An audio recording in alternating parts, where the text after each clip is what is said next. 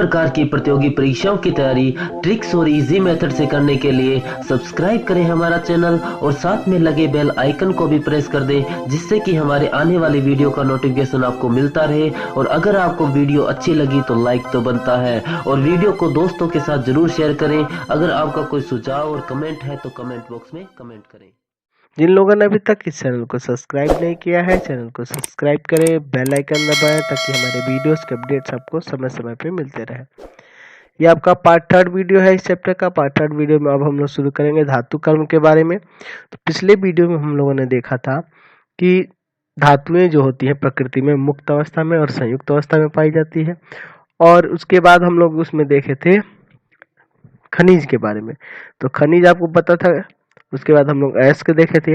अब उन अयस्कों से किस तरह से हम लोग उन धातुओं को अलग करेंगे वही अब पढ़ना है, और किस क्या क्या विधियां होती है उनके बारे में पढ़ना है। ठीक है, तो सबसे पहले चलिए शुरू करते हैं धातु कर्म। तो अयस्कों से धातु के निष्कासन एवं शोधन की प्रक्रिया जो होती है वही धातु कर्म कहलाती है ना। तो अयस्क जो होते हैं उनसे जब धातु के निष्कासन करते हैं या उनका शोधन करते हैं वही क्या कहलाती है, धातु कर्म कहलाती है। अब धातु कर्म आप पढ़ रहे हैं तो इसमें क्या क्या पद आएंगे, धातु कर्म में क्या क्या पद आएंगे, उस पद को, कुछ मुख्य पद को हम लोग इसमें देख लेते हैं। उसके बाद किस तरह से अलग की जाती है उसकी विधि को देखा जाएगा। पहली बात करते हैं गैंग की। गैंग क्या होता है, तो पृथ्वी की परत से प्राप्त अयस्क में कई प्रकार के अवांछनीय पदार्थ है ना, जैसे बालू कंकड़ आदि मिले रहते हैं, उसमें उन पदार्थों को क्या कहते हैं, गैंग कहलाते हैं, है ना। वो पदार्थ क्या कहलाते हैं, गैंग कहलाते हैं। और इन पदार्थ को धातु के निष्कासन से पूर्व अयस्क से दूर करना होता है, ये याद रखिएगा। ठीक है, अगली बात आती है अयस्क के सांद्रण की। तो उसका सांद्रण कैसे होता है, तो अयस्क में विद्यमान अपद्रव, अपद्रव वही बालू मिट्टी के कण आदि को दूर करने जो कहलाता है अयस्क का सांद्रण कहलाता है। यानी वो जो विधि होती है वो क्या कहलाती है, अयस्क का सांद्रण। यानी कहने का मतलब यह है कि अयस्कों से गैंग को दूर करना ही अयस्क का सांद्रण कहलाता है। ठीक है, अगला देखते हैं निस्तापन क्या कहलाता है। तो निस्तापन यानी कैल्सिनेशन एक प्रक्रिया होती है। देखिए इसमें क्या होता है कि अयस्क को उच्च ताप पर, कहने का मतलब यह है कि अयस्क को उच्च ताप पर, है ना, वायु की अनुपस्थिति, जहां ऑक्सीजन या वायु न रहे उस या अपर्याप्त आपूर्ति में, है ना, अनुपस्थिति रहेगा या फिर अपर्याप्त आपूर्ति, पूरी तरह से नहीं दिया जाएगा ऑक्सीजन, उसमें क्या किया जाता है कि उसके द्रव्यमांक से कम ताप पर गर्म करके धातु को उसके ऑक्साइड में परिवर्तित कर दिया जाता है। कहने का मतलब उसके द्रव्यमांक से कम ताप पर उसको क्या किया जाता है, उसके ऑक्साइड में परिवर्तित कर लिया जाता है, और यही प्रक्रिया क्या कहलाती है, निस्तापन कहलाती है। ठीक है, अब देखिए भर्जन क्या होता है। तो भर्जन जो होता है जस्ट उल्टा होता है निस्तापन का। इसमें सल्फाइड अयस्कों को वायु की पर्याप्त आपूर्ति, यहाँ वायु की आपूर्ति रहेगी, इस स्थिति में तीव्रता से गर्म करके धातु के ऑक्साइड में परिवर्तित करने की प्रक्रिया क्या कहलाती है, भर्जन कहलाती है। ठीक है, तो यहाँ जो है क्या किया जा रहा है, तो वायु की उपस्थिति में, और निस्तापन में क्या होता है, तो वायु की अनुपस्थिति या फिर अपर्याप्त आपूर्ति में होता है। तो निस्तापन था और ये क्या है, भर्जन है। ठीक है, दोनों कंडीशन में उसके ऑक्साइड में ही परिवर्तित किया जाता है, ये याद रखिएगा आप इसको। अगली बात करते हैं गालक की यानी फ्लक्स की। गालक क्या होता है, ठीक है, तो देखिए यहाँ लिखा हुआ है, सॉरी एक मिनट, गालक वह पदार्थ है जिसे निस्तापन या भर्जित अयस्क एवं कोक के साथ मिश्रित कर गर्म किया जाता है। ऐसा करने से अयस्क से विद्यमान क्या होते हैं, अगलनीय अपद्रव जो होते हैं उसे दूर हो जाते हैं। ठीक है, तो गालक एक पदार्थ है, ठीक है, जिसे क्या किया जाता है, तो निस्तापित या भर्जित अयस्क के साथ एवं कोक के साथ मिश्रित कर दिया जाता है, और मिश्रित करने से उसमें जो अगलनीय अपद्रव होंगे वो क्या हो जाएंगे, उस गालक के साथ दूर हो जाएंगे। अगली बात आती है धातुमल की। तो धातुमल क्या होता है, तो द्रावक अयस्क में उपस्थित अद्रवणशील अपद्रवों के साथ संयोग करके उन्हें द्रवणशील पदार्थ में परिवर्तित कर देता है, जिसे धातुमल कहते हैं। ये क्या करता है, तो अद्रवणशील अपद्रवों के साथ ये क्या करता है, संयोग करके द्रवणशील पदार्थ में उसको परिवर्तित कर देता है, जिसे हम लोग क्या कहते हैं, धातुमल कहते हैं। फिर अगला बात है प्रगलन क्या कहलाता है। तो धातु के अयस्क को कोक के साथ गर्म करके, है ना, धातु के ऑक्साइड को कोक के साथ जब गर्म करके उसे धातु में परिवर्तित करने की जो प्रक्रिया होती है वही क्या कहलाती है, प्रगलन कहलाती है। ठीक है, तो जब किसी धातु को कोक के साथ गर्म कर दिया जाता है और उसे उसे धातु में परिवर्तित कर लिया जाता है ना। अगर मान लीजिए किसी धातु का ऑक्साइड है, ठीक है, कोई भी धातु का ऑक्साइड है, उसको जब कोक के साथ गर्म कर देंगे तो क्या हो जाएगा, उससे धातु में वो परिवर्तित हो जाएगा और इसी प्रक्रिया को क्या कहलाते हैं, प्रगलन कहलाती है ये प्रक्रिया। अभी जो हम लोगों ने देखा ये सब धातु के सांद्रण या शोधन के लिए उसमें प्रयुक्त होने वाले जो पद होते हैं। ठीक है, हम लोग जिस तरह से जिस विधियों द्वारा धातुओं को अलग करते हैं वो सब विधियां थी। अब हम लोग धातु और उनका प्रयोग हम लोग इस चैप्टर में आगे करेंगे। ठीक है, तो वो धातु के सांद्रण वगैरह के लिए जिसमें प्रयुक्त होने वाले अयस्क के सांद्रण के लिए जो प्रयुक्त होने वाले पद थे, है ना, देखे ना, निस्तापन, भर्जन, गालक, इन सब का यूज होगा, हम लोग इसमें आगे करेंगे। चलिए, तो अब हम लोग शुरू करने जा रहे हैं धातु कर्म में प्रयुक्त विभिन्न चरण निम्नलिखित है ना। धातु कर्म जो करते हैं यानी कि क्या करते हैं, धातु कर्म क्या होता है, तो यह प्रक्रिया है जिससे क्या किया जाता है, धातुओं को अलग किया जाता है किसी अयस्क से। तो पहला प्रक्रिया क्या होता है, तो अयस्क का सांद्रण किया जाता है। दूसरा, सांद्रिक अयस्क का धातु के ऑक्साइड में परिवर्तित किया जाता है ना। तो धातु के ऑक्साइड में आप देखे थे निस्तापन और भर्जन क्रिया द्वारा होता है। फिर धातु के अयस्क से धातु का निष्कासन, तो ये धातु से अयस्क धातु का निष्कासन कब देखे थे, तो अभी देखे थे, कोक मिला के किया जाता है। ठीक है, उसके बाद उसके धातु का शोधन किया जाता है। तो चलिए एक एक करके इनके बारे में समझा जाए। चलिए, तो अब हम लोग अयस्क के सांद्रण की विधियों के बारे में देखेंगे। पहला है हाथ से चुनकर यानी हैंड पिकिंग। तो इसमें क्या किया जाता है कि अयस्क में विद्यमान बड़े आकार के टुकड़े को हाथ से चुनकर अलग कर दिया जाता है। ठीक है, और अब क्या किया जाता है कि जो अयस्क होंगे, बड़े आकार के टुकड़े तो उसमें से निकल गए, बड़े आकार की अशुद्धियां जो थी उसमें से निकल गई। अब अयस्क के टुकड़े को कर्सर में डालते हैं, है ना, कर्सर में डालते हैं, जो इन टुकड़ों को तोड़कर चूर कर देता है, यानी कि उसका चूर्ण के रूप में परिवर्तित कर दिया जाता है। तत्पश्चात अयस्क के चूर को स्टैंप मिल, है ना, स्टैंप मिल में डालने पर अत्यधिक ये बारीक रूप से परिवर्तित हो जाता है। कहने का मतलब इसको क्या किया जाता है, पाउडर के रूप में बदल दिया जाता है। पहले क्या करते हैं, तो बड़े आकार के उसमें अपद्रव होते हैं उनको चुन के अलग कर लेते हैं, फिर उसको कर्सर में डाल के क्या करते हैं, उसे बारीक कर लिया जाता है। ठीक है, तो पहली विधि ये है अयस्क के सांद्रण की, उसे हाथ से चुन लेना है और फिर उसमें जो क्या होगा, उससे जो अयस्क है उनको क्या करते हैं, उनका चूर्ण बनाकर उसे पाउडर में परिवर्तित कर लिया जाता है। अगला है आपका गुरुत्व पृथक्करण विधि। गुरुत्व पृथक्करण विधि में क्या होता है, यह विधि वैसे अयस्कों के लिए प्रयोग की जाती है जिसमें अयस्क के कण उसमें उपस्थित अपद्रवों से भारी होते हैं। यानी कि इसमें अयस्क के कण क्या होने चाहिए, उसमें जो अपद्रव है, गैंग है, उनसे वो भारी होने चाहिए। ठीक है, तो क्या करना होगा, तो इसके लिए देखिए एक टेढ़ा मेढ़ ले लिया है और इस पे क्या करेंगे, यहाँ देख रहे हैं ना, ये तिरछा जो मेढ़ ले लिया गया है, इस पे छोटे छोटे ऐसे मेढ़ बना दिए गए हैं। ठीक है, ये टेबल ले लिया गया है, कंपन करता हुआ टेबल यहाँ दिखाया गया ना। चलिए, और इस पे ये मेढ़ बना दिया गया इस तरह का। तो जब यहाँ से अयस्क जो है जल के साथ घोल कर, जब जो चूर्ण बन गया है उस चूर्ण वाले अयस्क को जब जल के साथ मिलाकर यहाँ से डालेंगे, देखे थे ना पहली विधि में हम लोग उससे चूर्ण बना लेते हैं। अब चूर्ण को जब जल में घोल के डालेंगे तो यहाँ से जो होगा अयस्क यहाँ बैठ जाएगा मेढ़ों पे, और वो पानी क्या होगा, कीचड़ युक्त जल, उसमें क्या होगा, तो अपद्रव भी घुल के क्या होंगे, बाहर इधर निकल जाएंगे और यहाँ से हम लोग क्या करेंगे, तो अयस्क से जो अयस्क के जो भारी कण है उनको अलग कर लेंगे। अगली विधि है आपकी फेन उत्प्लावन विधि। तो इसमें क्या किया जाता है कि अयस्क के भारी चूर्ण को जल से भरी एक टंकी में डालते हैं, तत्पश्चात जल में थोड़ा सा तेल डालकर, इसमें क्या करेंगे, तेल डालकर और वायु का प्रवाह करेंगे, है ना, वायु प्रवाह द्वारा जल को खूब उसमें वायु का प्रवाह करेंगे। देखिए वायु का प्रवाह किया जा रहा है, इसमें बहुत सारे देखिए ना छिद्र है ना, 6 छिद्र, तो इससे क्या होगा, इसमें वायु का प्रवाह होने लगेगा।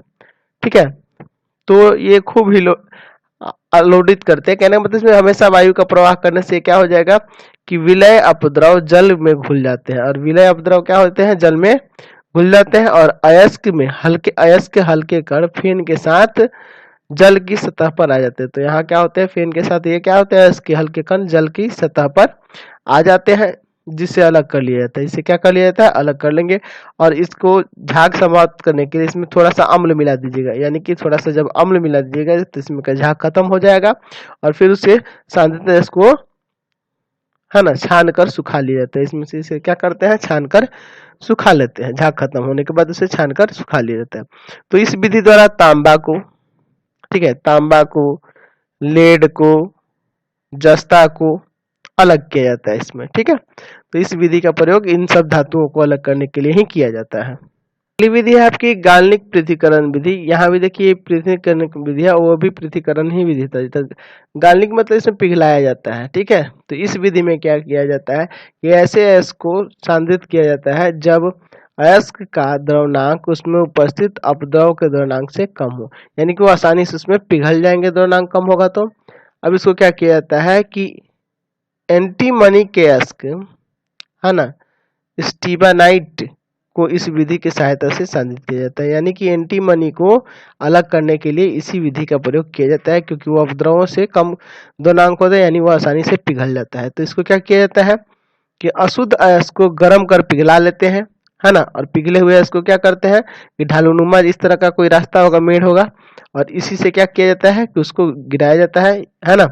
तो जो इसे प्रवाहित करेंगे तो अयस्क जो होंगे तल पर आगे की ओर बढ़ जाएंगे और अपद्रव क्या होगा, पीछे छूट जाएगा, क्योंकि वो तो पिघल गया ना अयस्क, तो आगे वो बढ़ जाएगा और जो अपद्रव है क्या हो जाएगा, पीछे ही मेढ़ पे रह जाता है। तो ये भी जो है ये भी एक तरह की पृथक्करण विधि ही है, ठीक है।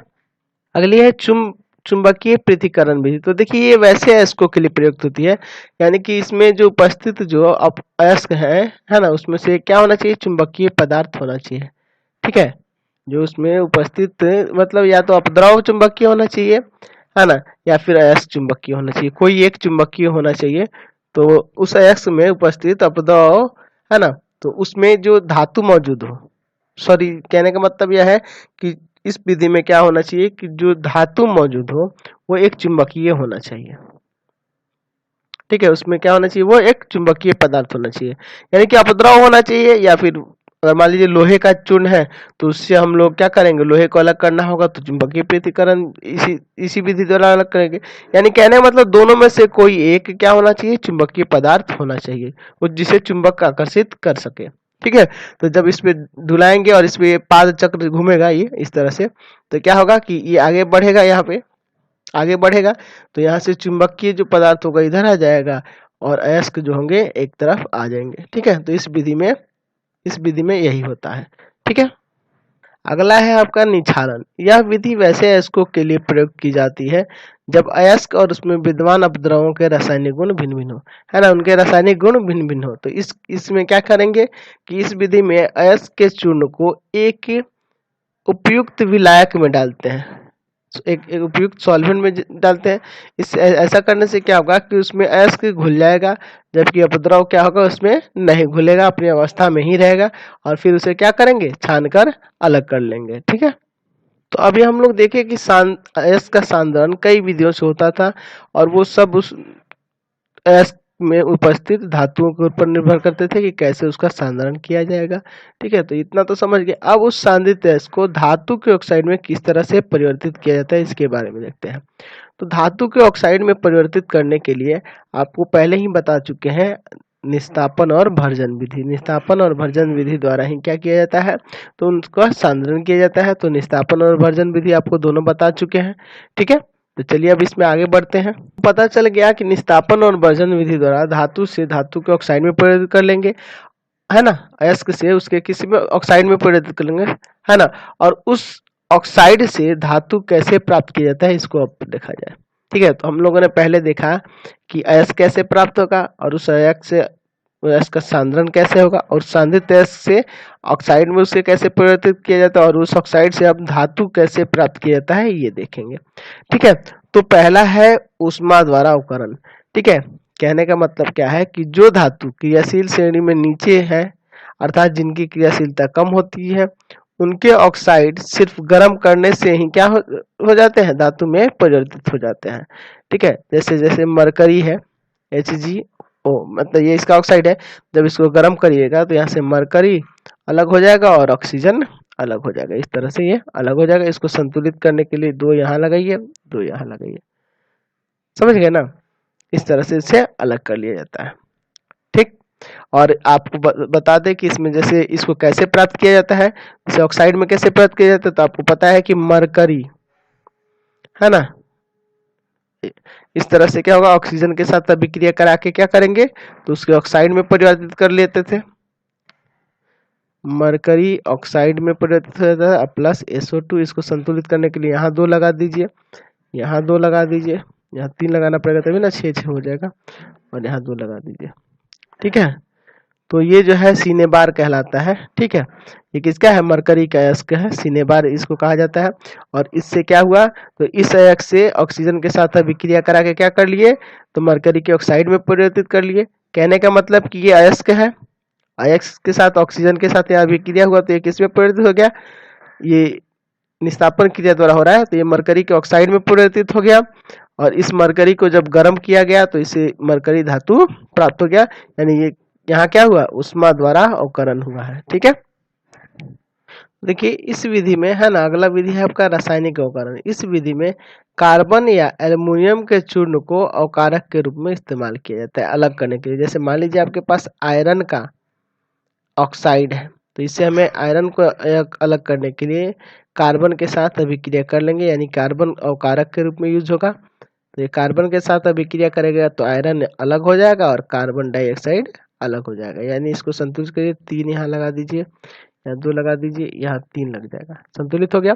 चलिए उसी तरह अगर दूसरी बात करें जिंक ऑक्साइड का, वहां भी जब कार्बन के साथ अभिक्रिया करेंगे तो जिंक अलग हो जाएगा और कार्बन मोनोऑक्साइड अलग हो जाएगा। ठीक, समझ गए। तो यह है रासायनिक अवकरण विधि। ठीक है, यहाँ से देख रहे हैं ना धातु अलग प्राप्त हो जा रहा है, तो यहाँ से आपको क्लियर हो गया कि अयस्क प्राप्त होगा खुदाई से, और अयस्क से उसमें जो बड़े आकार के उपद्रव होंगे दूर कर लेंगे, फिर उसका सांद्रण करेंगे और सांद्रित अयस्क से उसे ऑक्साइड में परिवर्तित करेंगे, और उस ऑक्साइड को वहां से कई विधियों द्वारा, जैसे अभी इसके पहले वाली विधि देखे थे उसको गर्म करके, है ना, जो क्रियाशीलता श्रेणी से नीचे के उनको इसी तरह गर्म करने से अलग हो जाता है। और ये देखिए क्रियाशीलता श्रेणी के ऊपर है, इनको क्या किया जाता है, तो इनको अलग करने के लिए कार्बन या एल्युमिनियम के चूर्ण को अवकारक के रूप में इस्तेमाल करते हैं, उससे वो क्या परिणत हो जाता है, वो आपका धातु अलग हो जाता है। अगला है वैद्युत अपघटन द्वारा। तो वैद्युत अपघटन द्वारा किस तरह से होता है, तो जैसे सोडियम क्लोराइड है, इसको गर्म करेंगे तो ये सोडियम अलग हो जाएगा और क्लोरीन आयन अलग हो जाएगा, इस तरह से इसको संतुलित कर दिया। अब ये क्या होगा, एनोड और कैथोड पर, यानी कि एनोड पे कौन जाएगा, क्लोरीन ना, किसमें परिवर्तित हो जाएगा, तो क्लोरीन गैस में परिवर्तित हो जाएगा, ये एनोड पे होता है। ठीक है, और कैथोड पे सोडियम परिणत हो जाएगा, किसमें, सोडियम परिवर्तित हो जाएगा। जब ये 2 इलेक्ट्रॉन अपना वापस ले लेगा तो किस में परिवर्तित हो जाएगा, सोडियम धातु में परिवर्तित हो जाएगा, कहाँ, कैथोड पर।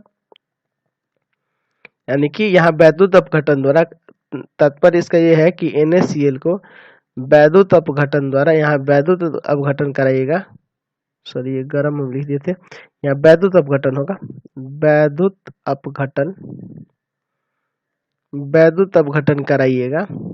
वैद्युत अपघटन कराने से, अपघटन कराने से ये किस में परिवर्तित हो गया, सोडियम और ये Cl2। तो कहने का मतलब ये कहाँ हुआ है, तो ये हो गया है कैथोड पर, ये हुआ है एनोड पे परिवर्तित हो गया। तो वैद्युत अपघटन विधि यही होता है।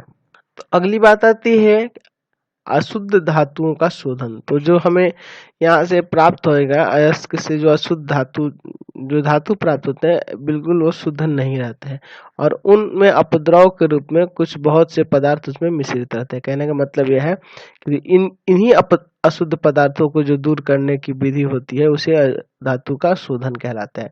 और इसमें कुछ प्रचलित विधि है जिसके बारे में हम लोग इसमें पढ़ेंगे। यानी अशुद्ध धातुओं का शोधन कहने का मतलब क्या है कि अशुद्ध धातुओं से अपद्रवों को दूर करना। ठीक है, पहली बात आती है गाल्निक पृथक्करण विधि, जिसके बारे में आप पहले भी पढ़ चुके हैं। तो इस विधि में भी वही किया जाता है कि टेढ़े मार्ग से, है ना, टेढ़े मेढ़ से क्या किया जाता है कि उसको पिघलाया जाता है। कहने का मतलब इसमें उसी को प्रयोग करेंगे ना जिसमें जो धातु विद्यमान होगा उसका द्रव्यंक कम होगा उसमें उपस्थित अपद्रव से, और उसको ढालुनुमा से गिराइएगा। तो यहाँ से क्या होगा कि पीछे अपद्रव छूट जाएंगे और जो शुद्ध धातु होगा आगे की तरफ आगे बढ़ जाएगा। ठीक है, तो ये पहली विधि इसी विधि का इस्तेमाल किया जाता है जो आप उसमें देख चुके थे ऊपर। ठीक है, तो गार्लिक पृथ्वीकरण विधि में भी यही इस्तेमाल किया जाता है ना। इस विधि में भी धातु को अलग करने के लिए इसी विधि का इस्तेमाल किया जाता है। चलिए अगली बात करते हैं, इसमें वैद्युत अपघटन द्वारा शोधन किस तरह किया जाता है। इस विधि में तांबा, zinc, tin, nickel, silver, gold, aluminium आदि को इन धातुओं को शुद्ध करने के लिए इस्तेमाल किया जाता है। इसमें क्या किया जाता है कि अशुद्ध धातु को एनोड, ठीक है, अशुद्ध धातु को एनोड तथा शुद्ध धातु को क्या कहते हैं, कैथोड, है ना, के रूप में इस्तेमाल किया जाता है। कहने का मतलब और क्या किया जाता है, तो धातु के लवण का वैद्युत अपघटन कराया जाता है ना। जैसे हम लोग देखे थे ना NaCl, तो उसके लवण का वैद्युत अपघटन कराया जाएगा, विद्युत धारा प्रवाहित करेगी। तो एनोड पे शुद्ध धातु निकलकर विलयन में से चली जाती है और विलयन में से उतनी ही शुद्ध धातु कहाँ चल जाती है, कैथोड पे चली जाती है। और इस विधि द्वारा क्या किया जाता है, तो जिंक को, टीन को, निकेल आदि को अलग करने के लिए किया जाता है इस विधि का इस्तेमाल। ठीक है, तो यहाँ से आपको क्लियर हो गया कि धातुओं का शोधन किस तरह से होता है। ठीक है, तो हम लोग को पहले इसमें पढ़ना था अयस्क के बारे में, फिर उसका सांद्रण देखे, फिर उसके ऑक्साइड में किस तरह, उस धातु के ऑक्साइड में किस तरह परिवर्तित किया जाएगा, फिर उस ऑक्साइड से धातु कैसे अलग किया जाएगा, और उसमें जो कुछ अपद्रव होंगे उनको किस तरह से अलग किया जाता है, ये हम लोग इसमें देख चुके हैं। चलिए अगली बात करते हैं, धातुओं का संक्षारण यानी कोरिजन ऑफ मेटल क्या होता है।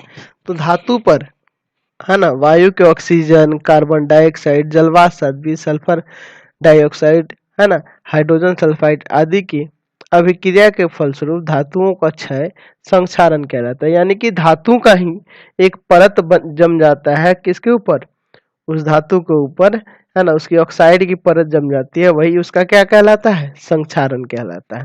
तो लोहे पे जो संक्षारण होता है उसको जंग लगना भी कहा जाता है, आपको पता है ना। ठीक है, तो धातुओं का संक्षारण किस तरह से उसको रोका जा सकता है, ठीक है, उसका रोकने का क्या उपाय है, वही इसमें हमें पढ़ना है। तो संक्षारण रोकने का पहला उपाय है कि धातु की सतह पर लेप चढ़ाकर, यानी धातु की सतह पर कोई लेप चढ़ा देने से धातुएं क्या होती हैं, क्रिया नहीं कर पाती हैं वायु के ऑक्सीजन और जलवाष्प आदि के साथ। दूसरा है धातु द्वारा स्वयं रक्षा कवच बनाकर। ठीक है, धातु क्या होती है, अपने ही आप क्या करती है, वो अपने ऊपर रक्षा कवच बना देती है, और इसी विधि को एनोडीकरण कहते हैं। ठीक है, तो एनोडीकरण क्या होता है कि एल्युमिनियम धातु को जब हवा में खुला छोड़ दीजिएगा तो उसकी सतह ऑक्साइड का एक परत बैठ जाएगी, उस पे सतह पे क्या होगी, तो एल्युमिनियम ऑक्साइड की एक परत बैठ जाएगी, जिससे क्या होता है कि उसका संक्षारण रुक जाता है। ठीक है, इस परत के अधिक मोटा बनना धातु की मजबूती बढ़ाई जा सकती है ना, मोटा बनाकर क्या कर सकते हैं, धातु की मजबूती भी बनाई जा सकती है। और इसके लिए एल्युमिनियम का एनोडीकरण किया जाता है। समझ गए, एनोडीकरण क्या होता है कि वो खुले वायु में छोड़ दीजिएगा तो उसके ऊपर एक परत जम जाएगी, कहने का मतलब वो अपना ही खुद से रक्षा कवच तैयार कर लेता है। अगला आप काम कर सकते हैं, उसकी रंगाई कर सकते हैं, रंगाई करके उसका संक्षारण रोका जा सकता है पेंट चढ़ाकर, है ना। दूसरा अगला है उसका जस्तीकरण करके। तो जस्तीकरण क्या होता है कि धातु की किसी वस्तु में पिघले हुए जस्ते में डुबा दिया जाता है ना। कहने का मतलब है कि कोई धातु होगा, उसको क्या करेंगे, पिघले हुए जब जस्ता में डुबा देंगे तो उस पर एक जस्ता की परत बैठ जाएगी, और यही जो प्रक्रिया होती है वस्तु का जस्तीकरण कहलाती है। अगली बात है विद्युतीय लेपन। तो वैद्युत अपघटन क्रिया द्वारा धातु पर क्या कहते हैं, धातु का लेप चढ़ा देते हैं, जिसे विद्युत लेपन कहते हैं। ठीक है, तो विद्युत लेपन द्वारा भी उसका संक्षारण रोका जा सकता है। धातुओं को उसके मिश्र धातु में भी परिवर्तित करके उसका संक्षारण रोक सकते हैं हम लोग। ठीक है, तो अब जानते हैं कि ये मिश्र धातु क्या होता है, मिश्र धातु के बारे में देख लेते हैं। तो देखते हैं मिश्र धातु क्या होता है। तो दो या दो से अधिक धातुओं या अथवा एक धातु और एक अधातु का समांग मिश्रण मिश्र धातु कहलाता है। ठीक है, यानी दो या दो से अधिक धातु को मिला दीजिए, या एक धातु और एक अधातु का जो समांग मिश्रण होता है वो मिश्र धातु कहलाता है। जैसे उदाहरण की बात करें तो पीतल तांबा एवं जस्ता का मिश्रण है। पीतल जो होता है किसका, तांबा और जस्ता का मिश्र धातु होता है, यानी कि वो उसका मिश्रण होता है। समझ गए। चलिए, तो मिश्र धातु के गुण क्या होंगे कि ये अपने अवयवों से अधिक कठोर होगा, किंतु इसकी तन्यता और आघात वर्धनीयता अपेक्षाकृत कम होती है। ठीक है। ये संक्षारण अवरोधक होते हैं, यानी मिश्र धातु बनेगा उस पर संक्षारण जल्दी नहीं होगा, और इसके द्वनांक एवं इनकी विद्युत चालकता उनके अवयवों की अपेक्षा कम होती है, क्योंकि वो दोनों मिल गए ना, जब दो तो वो सबके गुण प्रकट करने लगेंगे, इसलिए उनमें क्या होगा कि विद्युत चालकता और द्वनांक उनका अपेक्षाकृत कम हो जाता है, लेकिन उनका संक्षारण अवरोधक होते हैं, है ना। ये संक्षारण अवरोधक मतलब उनका संक्षारण जल्दी नहीं होता है। वैसे ही एक मिश्र धातु की अब हम लोग बात करते हैं, देखते हैं स्टेनलेस इस्पात, ये भी एक तरह का मिश्र धातु है। तो लोहे को निकेल क्रोमियम के साथ मिश्रित बनी मिश्र धातु स्टेनलेस इस्पात कहलाती है, यानी कि निकेल और क्रोमियम लोहे में जब मिलाकर उससे जो मिश्र धातु बनता है वो स्टेनलेस इस्पात होता है। तो स्टेनलेस इस्पात जो होता है काफी कठोर होता है और जंग नहीं लगता उसमें, ठीक है, ये ध्यान रखिएगा। अगला देखते हैं सोने का मिश्र धातु। देखिए एक्चुअल में शुद्ध सोना जो होता है 24 कैरेट होता है, क्योंकि 24 कैरेट के सोने का आप गहना नहीं बना सकते हैं, लिखा हुआ है कि किंतु ऐसा सोना अत्यंत मुलायम होने के कारण इनका आभूषण के निर्माण के लिए अनुपयुक्त है। कहने का मतलब 24 कैरेट का जो सोना है वो आभूषण निर्माण के लिए उपयुक्त नहीं है। तो आभूषण निर्माण के लिए 22 कैरेट का सोना उपयुक्त होता है। तो 22 कैरेट का मतलब क्या है कि इसमें 22 भाग सोना और 2 भाग क्या होना चाहिए, सिल्वर या तांबा मिश्रित होना चाहिए, तो वही आपका 22 कैरेट हो जाएगा। तो 22 कैरेट का ही गोल्ड से गहना बन सकता है, उसको जैसे मोड़ना चाहे मोड़ सकते हैं, लेकिन 24 कैरेट का सोना जो होगा अत्यंत मुलायम होने के कारण वो नहीं बन पाएगा, वो टूट जाएगा, ठीक है, गहना उसका नहीं बन सकता है। तो अंतिम टॉपिक है इस चैप्टर का, हम लोग थोड़ा दिल्ली की लौ स्तंभ के बारे में देख लेते हैं। तो दिल्ली में स्थित कुतुब मीनार के निकट, दिल्ली में जाइएगा कुतुब मीनार के नजदीक, तो 8 मीटर ऊंचाई और 6000 केजी वजन वाला ऐतिहासिक लौ स्तंभ जो है 2000 वर्ष पुराना है। इतना 2000 वर्ष पुराना होने के बावजूद ये जबकि खुले में है, वायुमंडल है ना, ये खुले में है, यहाँ हमें वायु हमेशा मिलती है ना। कहने का मतलब ये खुले में है और इसलिए फिर भी ये इसका संक्षारण आज तक नहीं हुआ, ये ज्यों का त्यों ही आपको दिखने को मिलेगा। तो ये क्यों इसका संक्षारण नहीं हुआ, तो यह स्तंभ पिटवे लोहे का बना हुआ इस्पात है जिसका संक्षारण बहुत धीरे धीरे होता है, ठीक है। ये पिटवा लोहे का बना हुआ है। पिटवा लोहे कहने का मतलब ये अर्थ यह हुआ कि उसको तेजी से गर्म करके तेजी से ठंडा किया गया है बार बार, इसलिए इसका संक्षारण बहुत ही धीरे धीरे होता है। इस स्तंभ की बाहरी सतह पर लोहे के चुंबकीय ऑक्साइड की एक परत जम जाने के कारण इसका संक्षारण बाधित हो गया। कहने का मतलब यह है ये खुद से अपना ही एक सुरक्षा कवच तैयार कर लिया है, इसके ऊपर लोहे की चुंबकीय ऑक्साइड की परत जम गई है, इसलिए इसका संक्षारण क्या हो गया है, बाधित हो गया। तो ये आपका चैप्टर इसके साथ खत्म हो जाता है। अगर हमारा चैनल आपको अच्छा लगता है तो चैनल को सब्सक्राइब कर दें, बेल आइकन दबाएं, ज्यादा से ज्यादा दोस्तों में शेयर करें।